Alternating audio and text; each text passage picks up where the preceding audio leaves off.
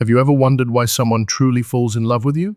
Is it your personality, your looks, the timing, or deeper, something invisible that even you may not fully understand? If you've ever been heartbroken, abandoned, or confused by love that once felt so real, this video is for you. We're not here to give you cliches or surface-level dating advice. What you're about to discover is a profound truth that reveals the two only reasons someone can genuinely fall in love with you, and how knowing the difference could transform your relationships forever. This video dives into the psychology, emotion, and hidden patterns of love, as revealed through timeless wisdom and modern insight. You'll learn why some relationships burn bright and fade fast, while others grow stronger with time. You'll uncover why some people are drawn to you like magnets, only to disappear when things get real. But more importantly, you'll see how to attract the right kind of love, the one built on recognition, not need.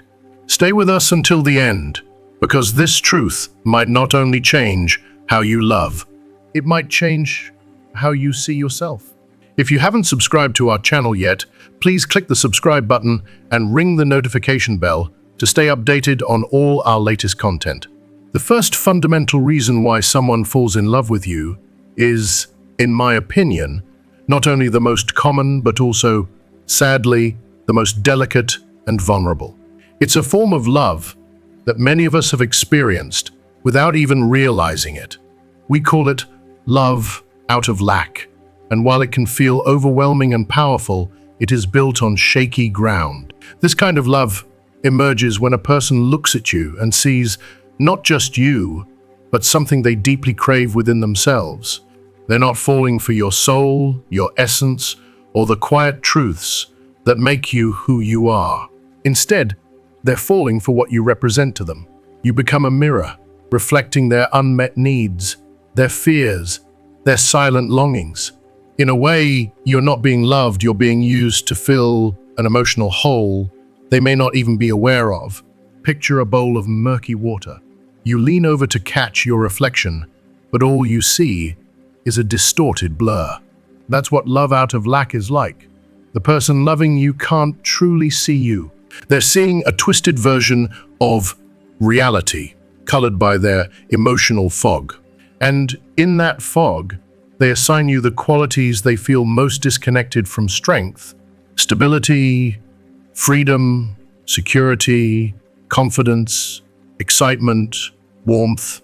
You become a remedy, a fantasy, a balm for wounds that haven't healed. And it's not always conscious.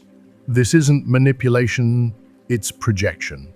It's our human psyche working behind the curtain. As Carl Jung so beautifully explained, we often project onto others the hidden parts of ourselves we've failed to acknowledge. In love, this projection becomes especially intense. Someone drowning in insecurity may find themselves breathlessly drawn to a person who radiates confidence. A soul suffocating in routine may chase someone who lives with wild, fearless spontaneity. A heart broken by childhood chaos may yearn for the calm, steady presence of someone who feels safe and grounded. But the truth is, it's not the whole person they're falling for. It's an idea, a symbol, a hope. And this kind of love burns fast. At first, it feels electric, consuming. It sweeps you off your feet, and you may even believe you found your missing half. That aching feeling of finally being complete feels so real, but it's an illusion, because no human being can complete another, not truly. We can only complement, not complete. Eventually, the cracks begin to show. If the one who loved you starts growing in themselves the very qualities they once sought in you, their dependence fades. If they realize you can't fill the void they carry, disillusionment creeps in. And if someone else comes along who appears to better fit that need, they may leave without warning, seeking that same illusion in someone new. There are subtle, heartbreaking signs of this kind of love. You may notice excessive admiration focused on just one part of who you are. The relationship might escalate far too quickly, skipping over the depth and understanding of true intimacy needs. You might feel emotionally responsible for their happiness. Like if you change or stumble, the love might vanish. There could be a constant hunger for reassurance, a possessiveness disguised as passion, or a deep discomfort with your flaws, especially if those flaws contradict the image they've built of you. If they love you for your strength, your moments of weakness will feel like betrayal. If they love you for your independence, your need for closeness will scare them. It's not you they're holding close, it's the idea of you. But here's something important to understand. Love out of lack is not evil. It's not fake. It doesn't mean the person is lying or incapable of love. Most of us have loved like this at some point in our lives. It's a natural, almost inevitable stage in our emotional evolution. It reflects not deception, but emotional hunger. It's sincere, but it's immature. And the greatest paradox of all? While this love seems intensely focused on the other person, it's deeply self-centered, not selfishly or maliciously, but in a psychological one. The other person isn't truly seen. They're being used as a tool, a missing puzzle piece, a temporary relief. Their humanity is lost in the projection. That's why this form of love is so fragile, because human needs and wounds don't stay the same. They evolve, they heal, they shift. And when the original lack fades or changes shape, the love loses its anchor. It becomes unstable. It may disappear. It's like building a home on borrowed land. You may decorate it, live in it, even cherish it, but you never truly own it. And one day, the land may be taken back, and the love, just like that, disappears. Love out of lack always has an expiration date. Not because it was fake, but because it was rooted in a temporary emptiness. And now, having felt the depth of that reality, we turn to something far more enduring, a different kind of love. One is not born from need, but from recognition. One that doesn't chase or cling, but sees, understands, and stays. A love that doesn't beg to be filled, but stands whole, and meets another soul who is whole too. Let's go there next. The second reason why someone falls in love with you belongs to an entirely different realm of love, one that feels like a breath of fresh air after a storm. It rises not from emptiness or longing, but from fullness, from awareness, from a kind of inner peace. This is not a love that grasps or begs. It's not a desperate reaching for what is missing. No, this love comes from a place of deep self-knowing, and it recognizes its reflection in you. This is what we call love by recognition, and it is sacred. Unlike love that stems from lack, this love is not born out of a void needing to be filled, but out of a soul that has found harmony within itself. When someone loves you in this way, they are not searching for completion in you. They are not holding you up like a crutch to fix what is broken inside them. Instead, they are truly seeing you for who you are. And in that clear, undistorted vision, they recognize a part of themselves. It's as if their soul whispers, "There you are. I know you." Imagine a lake so still, so clear, that when you look into it, you see yourself with stunning precision. No ripples, no shadows, no illusions. That's what love by recognition feels like. There is no projection, no fantasy, just clarity, just presence, just truth. This kind of connection touches what Carl Jung called the knowledge of the soul. It goes far beyond shared interests or common goals. It is deeper than chemistry or compatibility. It is a resonance between two beings who meet not just on the surface, but in the deepest chambers of the heart. It's like two instruments tuned to the same frequency. When one vibrates, the other sings. It doesn't roar. It doesn't demand. It doesn't perform. It simply exists, calm and sure, like a tree that grows gently toward the light, not because it needs the sun to survive, but because that's its nature. It stretches with certainty. It doesn't chase. It doesn't panic. It just knows where it belongs. If you are still watching this video and find these lessons helpful, please comment number 1 below to let me know that you are still watching this video with me. Love by recognition feels like that. It flows gently but powerfully. It doesn't erupt like wildfire, only to turn into ash. Instead, it glows steadily, lighting the path day by day, never needing to prove itself with grand gestures or dramatic confessions. There's a quiet confidence to it, an authenticity that doesn't waver. At first, it might not sweep you off your feet. It may feel more like a soft warmth than a blazing fire. But don't mistake its calm for weakness. Its roots run deep, and over time, it grows into something unshakable, something built not on illusion, but on truth. When you are loved by recognition, you are embraced in your totality, not just for your bright sides, but for your shadows too.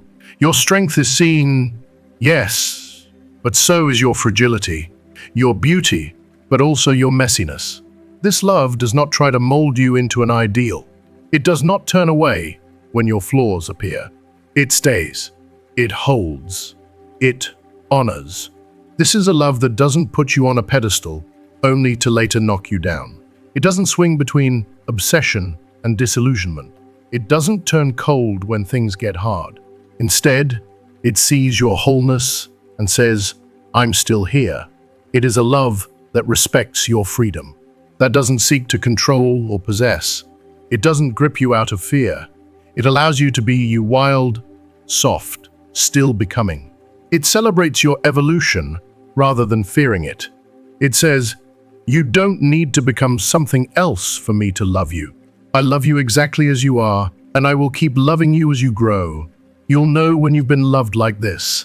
There's emotional steadiness, no frantic highs, no dizzying lows.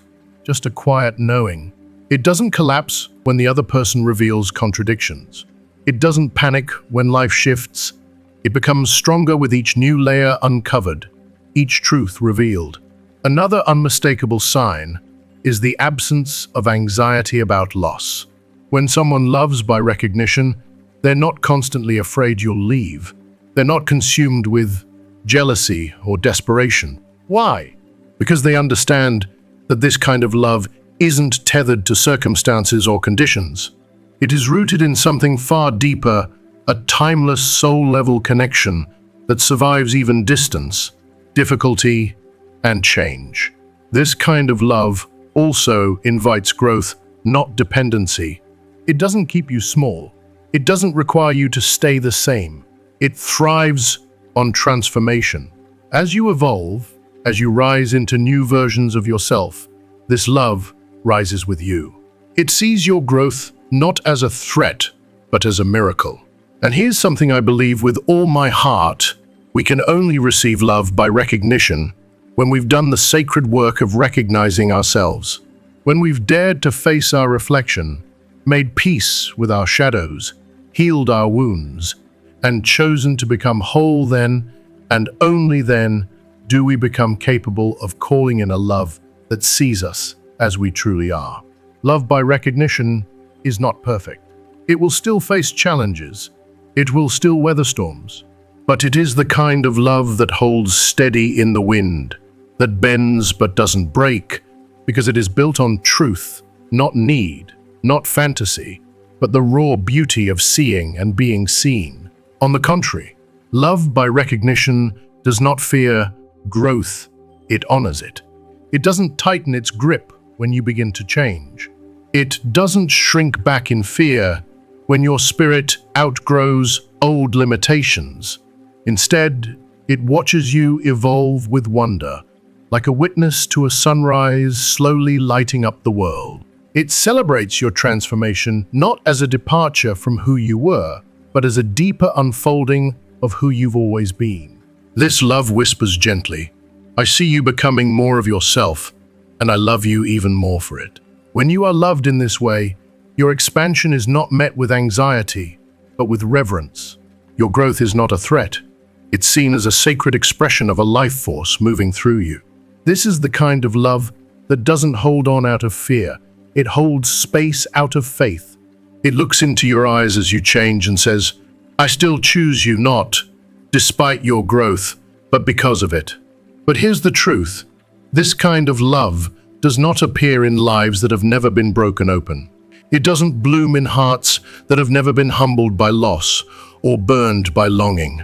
No love by recognition is most often born in those who have walked the long, shadowed road inward.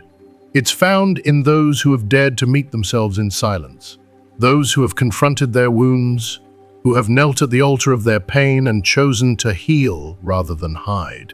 These are the ones who know how to love clearly, because they have first dared to love themselves.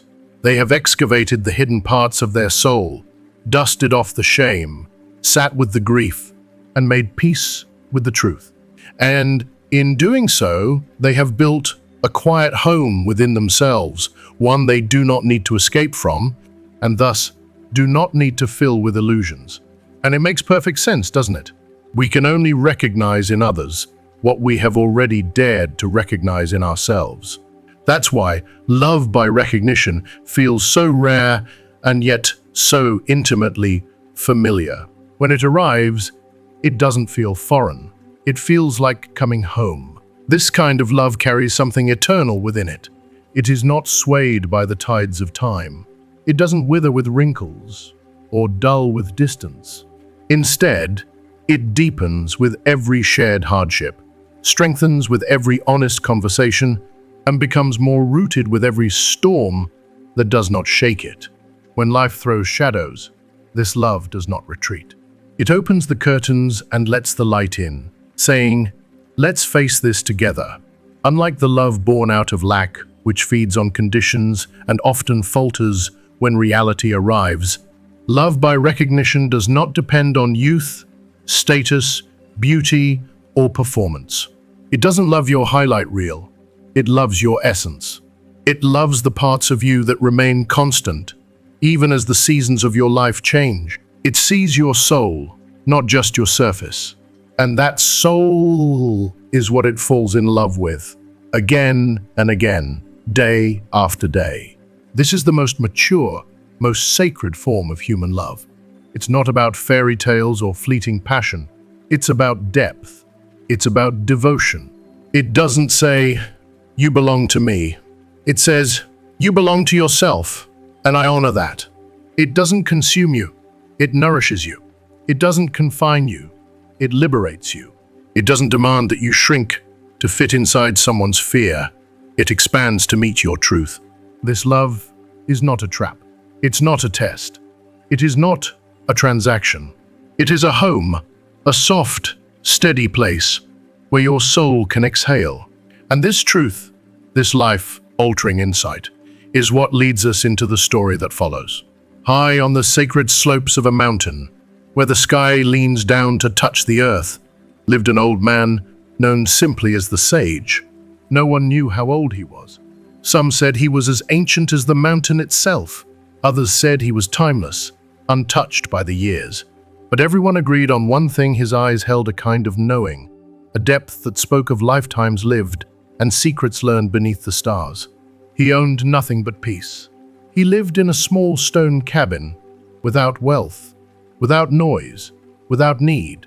Yet those who found their way to his doorstep somehow always, when they needed him most, would later say his wisdom was worth more than all the gold in the world. One day, as the sun dipped low and the mountain glowed with golden light, a pilgrim appeared. He was not just weary in body, but in spirit. His face was marked with the kind of exhaustion that doesn't come from walking, but from searching, from trying and failing, from loving and losing, and from carrying the question that haunts so many hearts: why he had crossed valleys, deserts, and broken paths, not just with his feet, but with his heart. He had traveled far to find something he couldn't name, but something he felt he had always been missing: the truth about love. When he finally arrived at the sage's quiet home, the old man met him with a silent smile, as if he had been waiting for him all along. Without a word, he offered the traveler water, rest, and peace. But the pilgrim couldn't sit still. The ache in his chest was louder than his thirst. "I've loved people," he said, voice shaking, "with everything I had.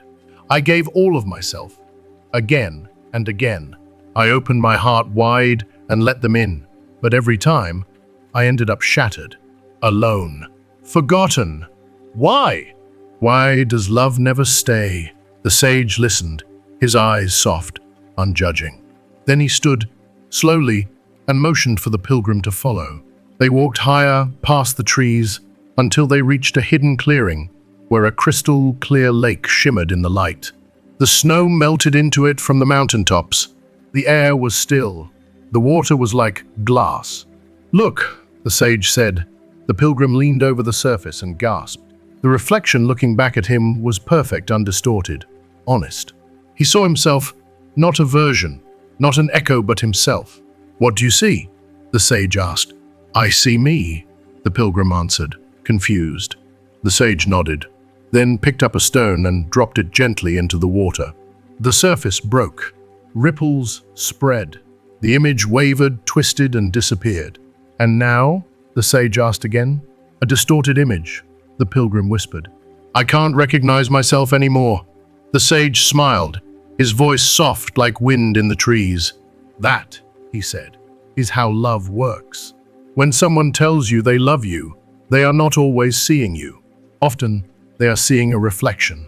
And that reflection depends entirely on the condition of their heart. If the waters within them are calm, they may see you. But if they are disturbed, if they are aching, restless, or afraid, the image will be warped. And they will not be loving you, they will be loving what they wish you were." The pilgrim felt tears well up. His chest ached with recognition. "There are only two reasons someone falls in love with you," the sage continued, looking at the water. "The first is because they see in you something they feel is missing within themselves.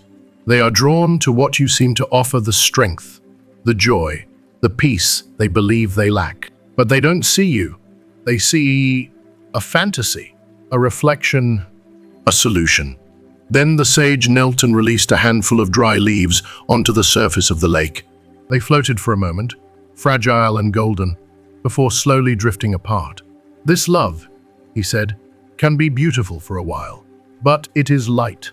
It is untethered. It is at the mercy of the wind, and sooner or later it sinks or is blown away. If you are still watching this video and find these lessons helpful, please comment number 2 below to let me know that you are still watching this video with me. "This love," the sage said softly, his eyes never leaving the drifting leaves, "is like these fragile pieces of nature resting gently on the surface of the water. It may look beautiful for a time. It may shimmer in the light and appear delicate and mesmerizing. But it is superficial. It cannot root itself. It is vulnerable to every breeze, to every disturbance. At any moment, it can be swept away to the shore or sink into the depths and vanish. It is love at the mercy of emotional weather." He waited patiently, reverently, as the ripples faded. The lake, once again, returned to its mirror like stillness. The pilgrim watched as his reflection slowly returned, clear, whole, calm. Then the sage spoke again, his voice now low, steady, and filled with quiet power. "The second reason," he said, "is something altogether different. It is rare. It is sacred. It is love by recognition. This love happens when a person sees you not through the lens of their longing, but with the clarity of their soul. They see who you truly are, and in that vision, they find something familiar, something true, something that whispers, 'This is me too.'" The sage turned his gaze upward and lifted a finger to the sky.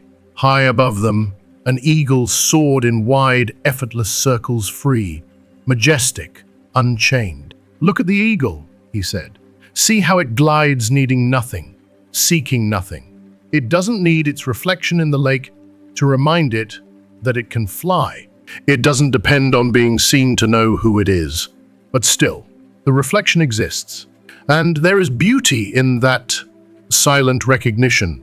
He pointed to the lake again. "That," he said gently, "is what the second type of love is like.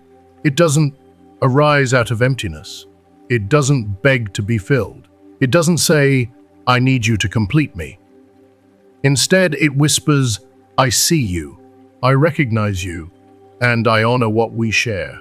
The pilgrim stood there in stillness, his heart pounding not from fear or longing, but from the slow realization that he had never known love like that before.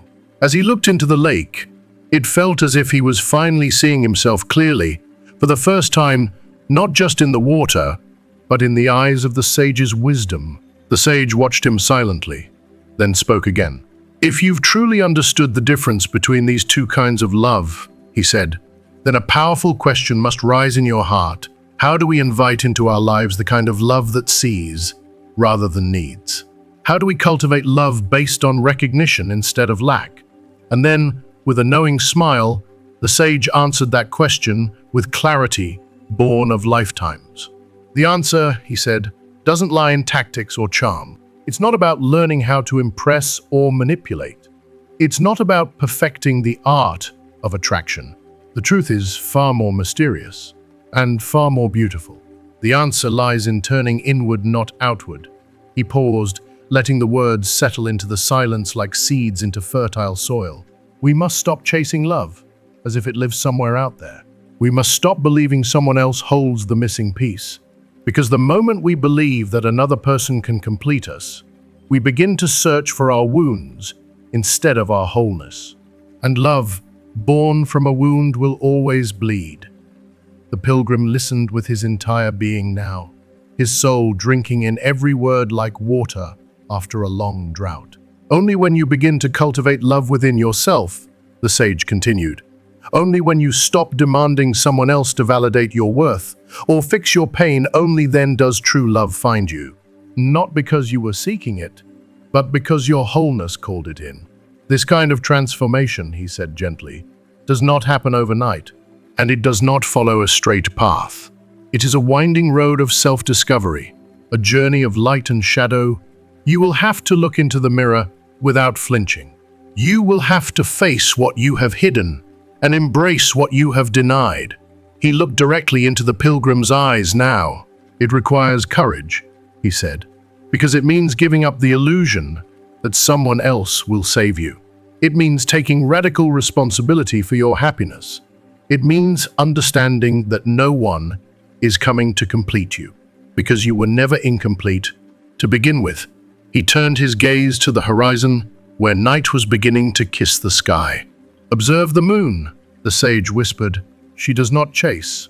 She does not scream. She does not strive to be loved. She simply glows full, steady, sovereign. She does not beg the ocean to rise and fall with her, and yet the entire tide of the world moves to her rhythm. She makes no effort to shine. She simply is. And that being is what draws everything toward her." The sage paused, letting the pilgrim absorb the quiet majesty of the metaphor. When you learn to love yourself in that way, without urgency, without lack, without fear, you become like the moon, whole, radiant, magnetic.